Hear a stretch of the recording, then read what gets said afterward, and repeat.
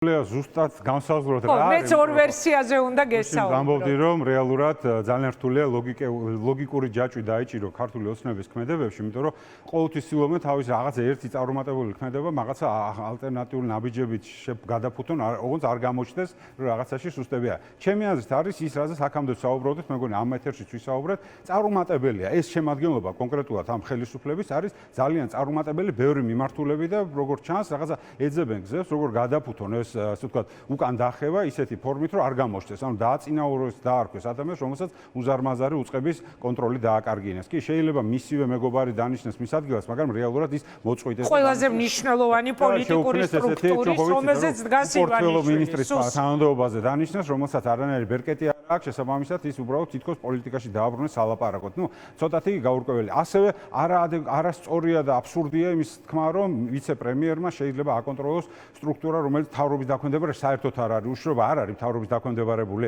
სტრუქტურა. ხო, სხვა არ არის მთავრობის ნაწილი, ეს არის პარლამენტი ამტკიცებს და პარლამენტის ანგარიშვალდები. ფორმალურად, მაგრამ რეალურად ფორმალურად ის დაავალო, რაც ფორმალურად მისი ფუნქცია არ არის, ესეც არასწორი. ანუ მე ამ შემთხვევაში ამას უყურებ, რომ ის რასაც ვიძახდით, რომ რეალურად ეს შემადგენლობა არის წარუმატებელი, ძალიან წარუმატებელი ბევრი მიმართულებით, თავისთვის, თავის ინტერესებისთვის, მათ შორის ლეგიტიმაციის ვერ მოპოვების ქვეყნის შიგნით და ქვეყნის გარეთ. საგარეო კუთხითონ მთლიანად ფიასკო აქვს და საერთოდ ვერ აკეთებენ. ეკონომიკაში ნუ მარტო ფასების კომისია სუსის მთავრობის პარლამენტის ნუ ეს ხო აბსურდი და სასაცილო იქნებოდა უბრალოდ ჩვენ ყოველდღიურობას ეხება და თითოეული ადამიანის ყოველდღიურ ასე ვთქვათ სასურსათო კალათას რომ პროდუქტი იყიდოს ამას ეხება და აი რაღაცა აბსურდული კომისია აბსურდული სპექტაკლები და ეს ხო ყველაფერი მათი არის ანუ ესე ფიქრობენ რომ იმართება ქვეყანა მაგრამ ეს ქვეყანა როგორც ჩანს არ იმართება როგორც წესი ბატონო დიმიტრი და ჩვენ ეს გვაჩვენა უკვე გამოცდილებამ როცა არის კრიზისი როცა არის პრობლემა აი მაგ დროს ხდება ხოლმე ეგრეთ წოდებული სამთავრობო კარუსელი თუ სამთავრობო ცვლილებები.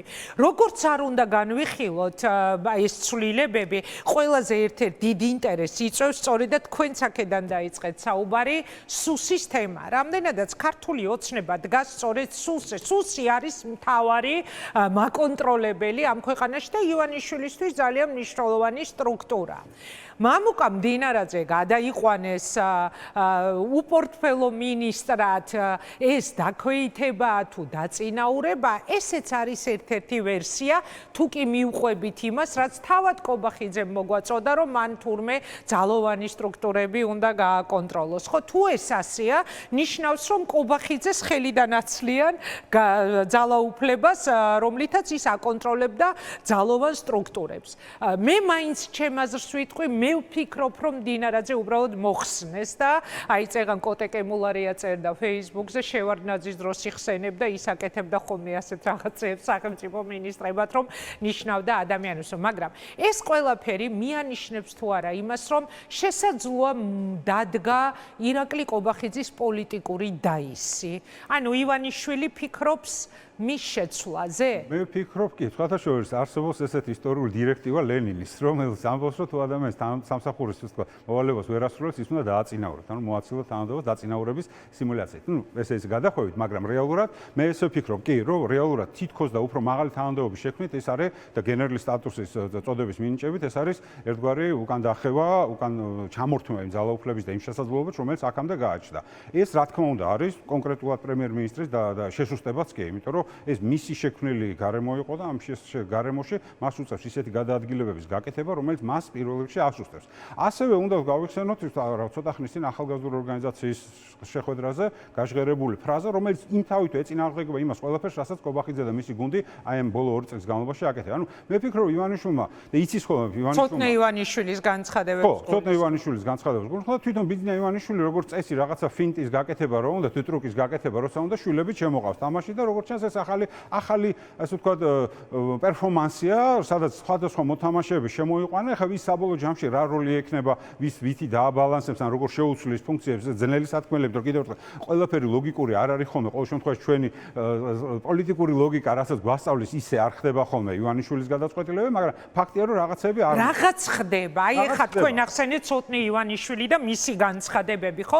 გეთანხმებით, რაც მან თქვა, სინამდვილეში აბსოლუტურად ეწინააღმდეგება იმას, რასაც ქართული ოცნება აკეთებდა და სულ ახლახანს რაც გააკეთა ჩვენი დედაქალაქ ქალაქის ქუჩებში თუ სხვა ქალაქებში. ხო, ანუ პრინციპში თქვა თითქოს ეს რომ სხვა ქვეყანაში რო ყოფილიყავთ, ეს იქნებოდა თავრობის მიმართ კრიტიკად შეფასდება. ხო, ძალიან კარგი გზავნილი. შეიძლება ასე მიგვეღო, რომ ძალიან საინტერესო და კარგი გზავნილი. საქართველოს ეს დავინახეთ ჩვენ, იმიტომ რომ ვიცით რა სიტუაციაში, ვიცით რომ ეს არის უკვე რამდენიმე ფლანგით თამაშის წამოწყება ივანიშვილის ხედან, სადაც ერთ-ერთი ფლანგი და ალბათ ყველაზე უფრო სანდო მისთვის არის შვილის ფლანგი, ბუნებრივია და ეს მიგვანიშნებს იმას, რომ ის არ არის კმაყოფილი იმით, რა შედეგი გამოდის მიიყვანა მათმა ტრულმა დამოკიდებულებამ პარტნიორებთან და ქვეყნის შიგნით. ეს იცით რა არის? დარწმუნებულია, კი არა, ვიცი ნამდვილად რომ ოცნება აკეთებს შიდა კვლევებს და დარწმუნებულია რიციან რომ თავიანთ ამორჩევლებში, თავიანთ ხარდამჭერებში არ არის კმაყოფილება იმით რა ქვეყანა შექმნეს. ანუ თავის ამორჩევლს, თავის ხარდამჭერს რა ქვეყანა შეთავაზეს, ესე დაპირისპირებული ურთიერთობა, პოლარიზებული საზოგადოება ოჯახებს შორის რომ უნდა შუღლის ჩამოგდება, ბოლომდე ვერ შეძლეს, მაგრამ ალაგ-ალაგ შეძლეს და დისკომფორტები გაუჩინეს თავიანთ ხარდამჭერებსა და ეს ამის რაღაცა პასუხი ჭირდება. მაგრამ აი ბატონო დააზრება ხდება, იმიტომ მიხვდნენ რომ ვერ მიდიან ამ გზით ვერ მივიდნენ. წამოყვებით მაგ ლოგიკაში, მაგრამ აი როგორ აბსურდში ვცხოვრობ. დღეს ეს ახალი ამბები, რაც მოვისმინეთ ირაკლი კობახიძის ბრიფინგიდან, ბევრ მაგრამს იწვევს თავისთავად. აი ხა თქვენ საუბრობთ, რომ მიხვდნენ, რომ ეს ყველაფერი არის ძალიან მძიმე და გამოიყვანა ცოტნე. მაგრამ ცოტნე ივანიშვილი გამოიყვანა. ცოტნე ივანიშვილმა თქვა ის, რაც თქვა და დღეს დაგვინიშნეს სანქცირებული კაცი შინაგან საქმეთა მინისტრად, რომელსაც პირდაპირ უკავშირდება, ხო ეს ყველაფერი. აი, ესაა თვითონ ის აბსურდი, რაში ჩვენ ამოვყავით თავი. კი ბატონო, იმიტომ რომ კიდევ ერთხელ ჩვენ არ უნდა შევხედოთ იმას, რაც თქვა ივანიშვილმა ცოტნემ, რომ ეს არის ახალი ხაზი.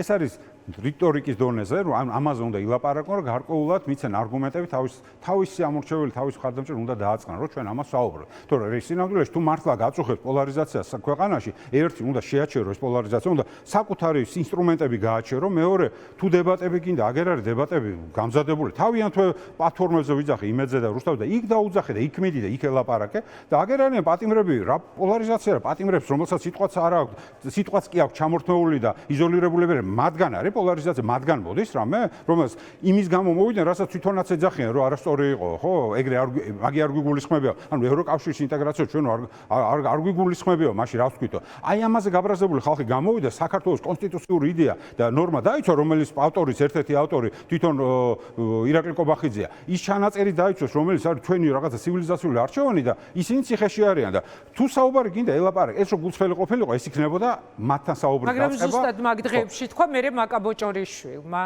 რომ ეს ევროკავშირმა დაიწყო თვითონ, არა და არსებობს სულ ახალი მასალა, არქივი და როცა ირაკლი კობახიძე აკეთებს განცხადებას ჩვენ ეს არ გვიგულისხმება და მიხვდნენ რომ რაღაცა ძალიან ცუდი დეტონაცია მოახდინეს მაშინ საზოგადოებაში ასე აღშფოთება გამოიწვიეს და რაღაცა მე თითქოს უკან დაიხეს მაგას არ გულისხმობდით მაგრამ ფაქტად შეება რომ მათი დამსახურებით საქართველოში დღეს არის გაჩერებული ის უზარმაზარი შესაძლებლობა რომელიც აი ამ ვითარებამ გააჩინა გულისხმობ აი რუსეთის უკრაინის შეჭრამ რომელმაც შეცვალა ევროპული პოლიტიკის საზოგადოების დამოკიდებულება თუნდაც ევროპული გაფართოების მიმართ და მიცა საშუალება მათ შორის საქართველოს გაწევრიანებულიყო და დაგვეწყო და უზარმაზარი რესურსებზე თქოს უარი მარტო იმიტომ რომ ძალაუფლება უნდა შეენარჩუნებინათ. კიდევ ერთხელ ვიღაცა თვითონ ქართულობას წაგვართმევენ ეს სპეკულირება სინამდვილეში ეს იქნებოდა დათმობები კი არა ეს იქნებოდა ნაბიჯები რომელიც მოხმარდებოდა თითოეულ ადამიანს თითოეულ სოფელში თითოეულ ქალაქში რომ მათი კეთილდღეობა და მათი ცხოვრება ყოფილიყო დაახლოებული ყოფილიყო ევროპასთან. ამაზე თქოს უარი მხოლოდ იმიტომ რომ ძალაუფლების ინსტიტუტები არ გაენაწილებინათ სხვებთან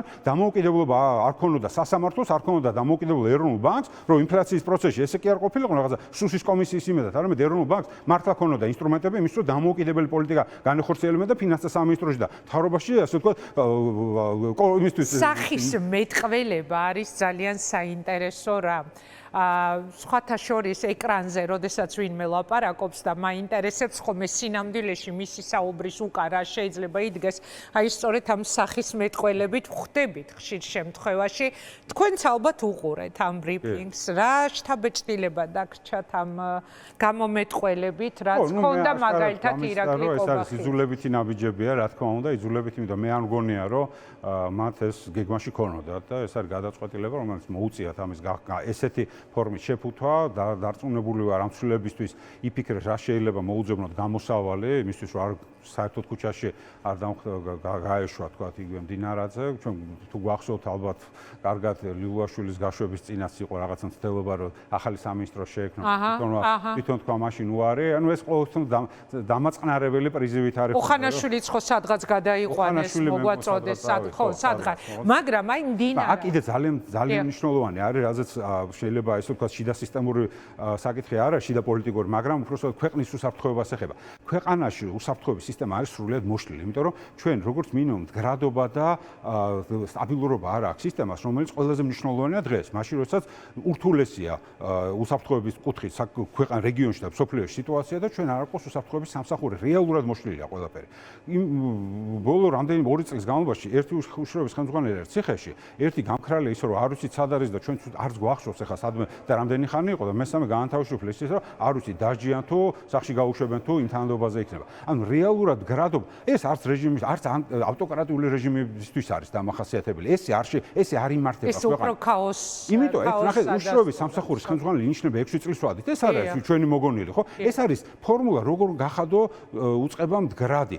ხელმძღვანელი იყოს რაღაცა დაწყობილი, სტრატეგია ქონდეს გაწერილი და ჩვენთან რა გამოდის უშუალობის სისტემა მოშლილი. გაუშვეს სუსის უფროსობიდან მაგალითად ოხანაშვილი, რომ ჩვენ არ ვიცით რატომ გაუშვეს, იმის მიუხედავად რომ ის ხელმძღვანელობდა მაგალითად ბაჩიაშვილის მოტაცების ოპერაციას და თავად იმყოფებოდა იმ ბორძზე, ხო? ჩვენ ეს ვიცით ბაჩიაშვილისგან.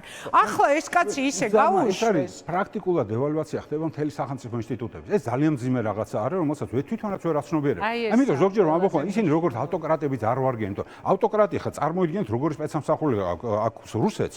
რუსეთს ერთი კი არის, ბევრი სპეცსამსახური, იმიტომ რეჟიმია.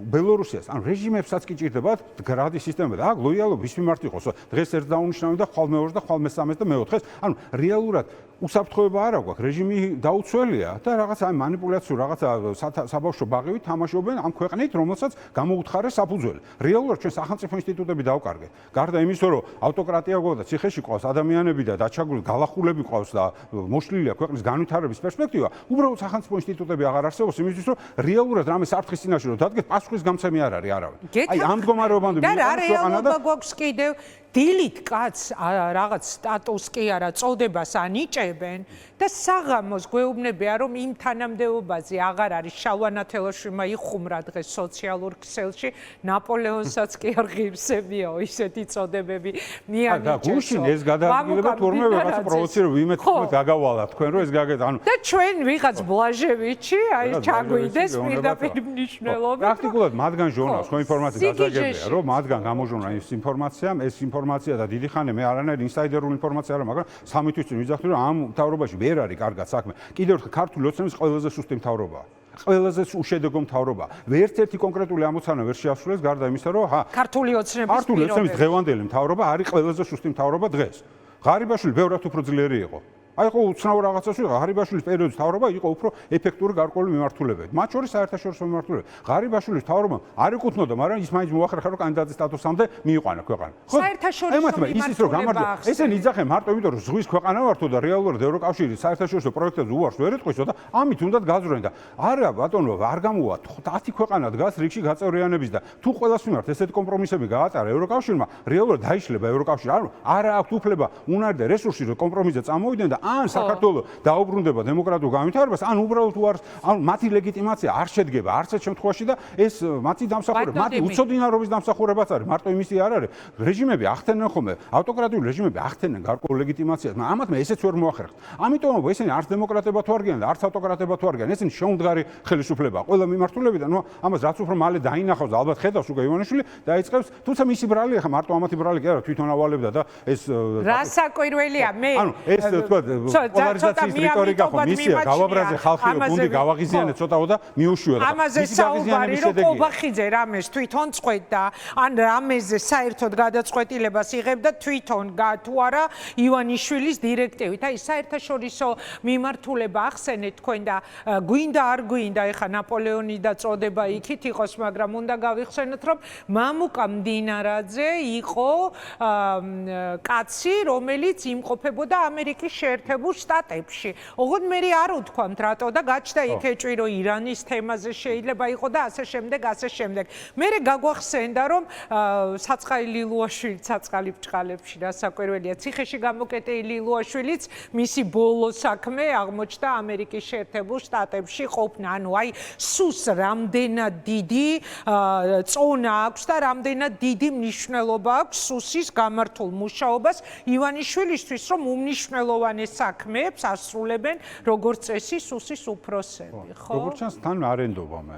და არ ენდობა. იმიტომ რომ მე არ მგონია რომ სხვა მისი ყოფილიყო ან ერთი ან მეორე ამერიკის შეერთებულ შტატებში, თუმცა თავის დროზე სუსი ზოგადად უშიშროების სამსახური იყო ერთ-ერთი ყველაზე კარგად დაკავშირებული ჩვენს დასავლელ პარტნიორებთან. დაზვერვის მიმართულება ცალკე, დაზვერვის ცალკე და ზოგადად და ანტიტერორისტული ცენტრი იყო, არ ვიცი ხარ რამდენად ფუნქციონირებს, მაგრამ ეს ძალიან მნიშვნელოვანი სტრუქტურები იყო, რომელიც ჩვენ გვეხმარებოდა ჩვენ უსაფრთხოების უზრუნველყოფაში. ახლა ყოველთვის არსებობდა რაღაც გარკვეული, ასე ვთქვათ, პოლიტიკური პოლიციის ფუნქცია, მაგრამ ის ცალკე სეგმენტი იყო. ანუ ამ შემთხვევაში უშიშროების სამსახური საქართველოსი, მისი ძალიან ბევრი ღირსეული ადამიანი ჩართული იყო ქვეყნის უსაფრთხოების უზრუნველყოფაში და ჩვენ ვიცით არაერთი შემთხვევა, როდესაც საქართველოს აირიდა ბევრი ძალიან ბევრი საფრთხეები და საფრთხების ეპიცენტრში თუ არა, მაგრამ ახლომახლოს ყოველთვის იყო. და დღესაც არის საქართველოს, ხო? ახლო აღმოსავლეთის ნაწილია პრინციპში და ამ საფრთხეების ჩვენს ირგვლივ ტრიალებს. მაგრამ დღეს აღარ აქვს პარტნიორები, დღეს ეს სიარული არ ვიცი ხა კონკრეტულად ამ შემთხვევაში დახურული სტრუქტურაა და არ ვიცით კონკრეტულად რა რუტინულ საქმეზე იყო თუ რამე პოლიტიკურ გადაწყვეტილებაზე იყო ჩასული, ყოველ შემთხვევაში ამას ალბათ ვერ გავიგეთ, მაგრამ ფაქტია რომ ყველა ესეთი ვიზიტების მერე რაღაცები ხდება, ანუ მას ეს არის ძალიან ავალებს, გარკვეულ დავალებას აძლევს და მე არ გამოზდით და მე ხა თავს ხო არ მოჭრის კუზს და ასე ვთქვათ ცდილობს რომ მაგრამ თვითონ სუსის უფროსობა როგორ გააუბრალოვეს ანუ ეხა ვისაც სუსის უფროსად დანიშნავენ, მას საერთოდ არანაირი გარანტია არ უნდა ქონდეს. მე რა რომ 6 წლით თითქოს განსაზღვრული არის, ხო, ამა თუ იმ ადამიანის ყოფნა ამ თანამდებობაზე, ვისაც პარლამენტი ამტკიცებს. ანუ შეიძლება დილით გაიღვიძონ, რაღაც წოდება მიანიჭონ, დასამშვიდებელი აბი მისცენ ამ წოდებით და საღამოს უბრალოდ უთხრან, რომ შენ უნდა წახვიდე. ჩვენ ნახავთ. გეგმები შეიცვალა. ნახავთ, მე სხვა ჩვენს დღევანდელ გადაცემაში მე მოგვიანებით მინდა რომ გავშალო ორივე ვერსიაც, ანუ აი ეს მდინარაძე, როგორც შესაძლებელია კობახიძის მომავალი შემცვლელი თუ არც არანაირი შემცვლელი, უბრალოდ კობახიძის დაისია დაწყებული. არა, მე არ მგონია რომ შემცვლელი იყოს, ჩემი ძალიან სუბიექტური აზრი, მე ფიქრობ, უბრალოდ შემადგენლობა ვერ დაამტკიცა, რომ მათ შეუძლიათ ქვეყნის მართვა და ეფექტური შედეგები მოიტანონ, ვერ დადა შედეგები, მათ ბევრი ამოცანები ჰქონდათ ქვეყნის შიგნით, ქვეყნის გარდა, ვერ შეასრულეს, პრინციპში უფრო მეტად გაექცათ კონტროლიდან ქვეყანაში დღეს უკონტროლოა ბევრი მიმართულების სიტუაცია და ამიტომ მე ფიქრობ, რომ სხვა ტიპის ლიდერების ჩანაცვლება დაიწყება მთლიანად. არ ვიცი, ხა ეს სადამდე მიგვიყვანს, როგორ მიგვიყვანს, ან როდის შეეცვლება ივანიშვილის გეგმები, მაგრამ ფაქტი რა არის, რომ ერთი ამათ მარას შეასრულეს ივანიშვილი, რა თქმა უნდა, მათ დააბრალეს, თუმცა კიდევ ერთხელ ჩვენ გახსოვს ალბათ მისი ინტერვიუ წინა საარჩევნო ინტერვიუ, სადაც თქვა, რომ მე გავაღიზიანე გუნდის წევრები, რომ გახდნენ აგრესიულები, გააგრესიულა ეს ხალხი, მაგრამ ამ შედეგით ვერაფერი ამ პროცესით ვერაფერი ვერ მიიღო. ის ჰაერშია გამოკიდებული, არც იქით არის, არც აქეთ და რეალურად ჭირდება რაღაცა დამიწება. იმის თუ თავისთვის რაღაცა გარანტიები შეიქმნა. წავიდა რა პროცესები ახლა მოსკოვის მექანიზმის დღეებში, როდესაც ჩვენთვის ცნობილი გახდა ეს დასკვნა ევროკავშირში ხო სხვა რეალობა, სხვა მდგომარეობა, ახლა სხვა სიტუაცია შეიქმნა. აი იმ დღეებში სხვათა შორის ძალიან ბევრი მესაუბრებოდა. რა თქმა უნდა ეთერს მიღმა იმაზე, რომ ივანიშვილს ჰქონდა სულ სხვა მოლოდინები კობახიძისგან და მისი გუნდისგან, რომ იქ კი რაღაც განცხადებებს გააკეთებდნენ, მაგრამ სინამდვილეში დაულაგებდნენ ყველაფერს და აი მივიდა საქმე იმ დასკვნამდე, რა დასკვნაც მივიღეთ მოსკოვის მექანიზმი და ერთი კითხვაც მინდა დაგისვათ ბატონო დიმიტრი, თავისთავად ეს არ არის უბრალო ამბავი, როდესაც შინაგან საქმეთა მინისტრი ხდება სამი ქვეყნის მიერ დასანქცირებული ადამიანი. თქვენ როგორ ხსნით ამას სანქცირებული მინისტრი? რას ნიშნავს ეს? რა განაცხადია? ხო, ну აქ მე ვფიქრობ, უბრალოდ დიდი არჩევანიც აღარ აქვს, იმიტომ რომ პრაქტიკულად ყველა მაღალჩინოსანი მრავალწლოვანი პოლიციელი ჩართული იყო იმაში, რასაც დღევანდელი უკვე თუ ხვალ დასანიშნი მინისტრი აკეთებდა. ანუ ყველა იყო ამის მონაწილე, ministris მოადგილეები, ჩვენ სახეებით ვნახეთ, აქციები თვითონ მაღალ ჩინოსნები თვითონ როგორ არბევდნენ ამ აქციებს. ამიტომაც ეს უკვე გასაკვირი არა, ალბათ დიდი არჩევანიც აღარ აქვს და ნდობის ფაქტორით, იმიტომ რომ ეს უკვე სხვა წრიდან წამოსული ადამიანია, როგორც ჩანს, რომელსაც უფრო მეტად ენდობა.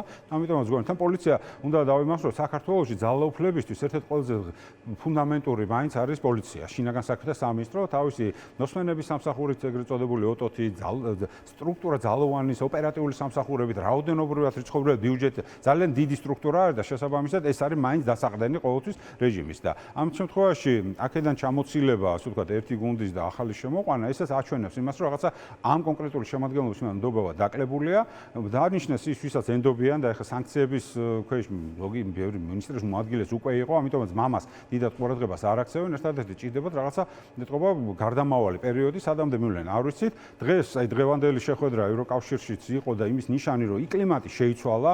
ორბანს არ იყო ორბანი უბრალოდ ერთი პოლიტიკოსი, იყო პლაცდარმი იყო რუსული პოლიტიკის გავლენის და ევროკავშირში დესტრუქციის გამახორციელებენ, ამას ვერ შეასრულებს ვერც ერთი სხვა პროგრესი პოლიტიკოსი დღეს ევროპაში, იმიტომ რომ ორბანს ძალიან დიდი ხნის განმავლობაში აწყობილი ინფრასტრუქტურა ჰქონდა, ეს იყო ძალიან დიდი არხი ოცნებისთვის, რომ თავი გადაერჩინა და შეეჩერებინა ყველა შესაძლო სანქცია ევროკავშირიდან შესაბამისად უახლოეს მომავალში აქაც გართულებები იქნება და რაც თავარია ის პროექტები, რომელიც სასიცოცხლოდ მნიშვნელოვანია ივანიშვილთან, აერევა ურთიერთობა სამეზობლოსთან, აერევა ურთიერთობა თურქეთთან, აზერბაიჯანთან, რომელთანაც ისედაც ძალიან მყიფეა ეს ურთიერთობები, ისინი ყველა არიან ორიენტირებული საქართველოს და მთლიანად კავკასია გახდეს ევროპული დიდი რეგიონალური პროექტების გამტარი, საქართველოს კიდე ამას არ უერთდება, იმიტომ რომ უბრალოდ ივანიშვილს რაღაც თავისი ხუშტურა. ამიტომ ძალიან რთულ კონფიგურაციაში როგორ გამოძრება, არ ვიცი, მაგრამ აი ამ ვითარებაში აშკარაა, რომ ცვლილებები ჭირდება მას პირველ რიგში. დიდი მადლობა.